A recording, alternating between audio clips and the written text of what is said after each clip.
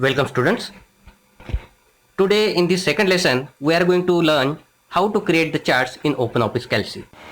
In the previous classes we have learned some important features of the OpenOffice Calc like how to represent the data in tabular format in the worksheet, formatting the numeric data, for example how to add the decimal places or currency symbol in numeric data, formatting the character data like changing its alignment, foreground background color, applying bold italic underline style, and formatting the date type data means how to display the data in the worksheet in different formats like dd mm yy, yy dd mm, etc., and how to use the formula and function in the worksheet cells to perform the arithmetic calculations for data analysis.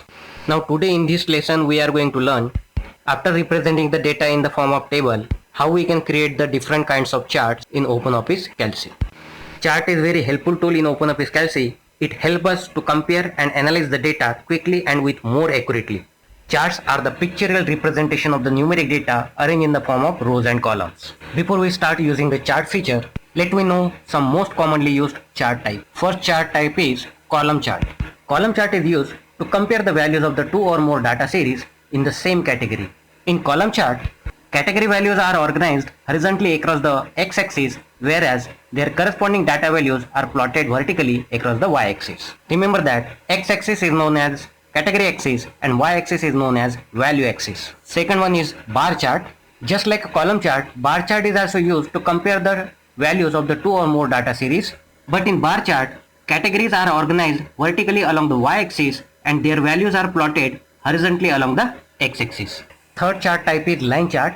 A line chart represents the changing trends in the data values of equal interval. That means it is useful for displaying the change in data over a period of time. For example, what was the score in the cricket match in every after 10 hours between the two cricket teams, we can show by using the line graph. Now fourth chart type is area chart. Just like similar to the line chart, area chart is also used to emphasize the magnitude of the change in the data over a period of time. But the difference is, in area chart, each data series is plotted to show the relationship of that part of the whole. Fifth chart type is pie chart. Unlike the other chart types, the pie chart is used to plot a single data series to represent the proportional size of the individual data atom over the whole. So what you have to remember, pie chart is used to plot single data series. In other chart we can use two or more data series, but in pie chart we can use single data series also. Each data atom is represented by a single slice or pie of the circular pie chart. Sixth type of chart is XY chart. XY chart is also known as scatter chart. It is used to plot the data values as markers in the plot area. But these data markers are not joined with each other. Rather, these are scattered in the plot area of the chart. These charts are useful where there are many points to plot, but the trends among these is not very important. In short, we can say that XY chart is used to show the several trials of the experiment with the two variables. Seventh type of chart is donut chart. This is one kind of pie chart. It is used to represent the relationship of a part of the whole. But unlike the pie chart, donut chart can be used to plot more than one data series, as each data series is plotted in the form of concentric rings as shown in the picture. And last type of chart is net chart. In the net chart, each data series has its own value axis from the center.